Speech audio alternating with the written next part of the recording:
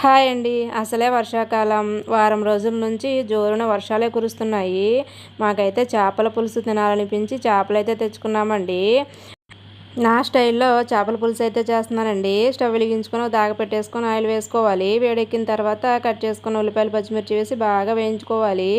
తర్వాత శుభ్రం చేసి పెట్టుకున్న చేప ముక్కలు వేసేసుకోవాలి. ఇప్పుడు కొద్దిగా పసుపు, కారం అలాగే తగినంత సాల్ట్ కూడా వేసేసి అంతా ఇలా ఈ విధంగా కలుపుకోవాలి. కొంచెం కారమును, ఆయిల్ కూడా కాస్త ఎక్కువ వేసుకుంటేనే నాన్ వెజ్ కర్రీలు బాగుంటాయండి. ఇప్పుడైతే ముందుగా నానబెట్టుకున్న చింతపండు పులుసు అయితే పోసేసుకుంటున్నాను.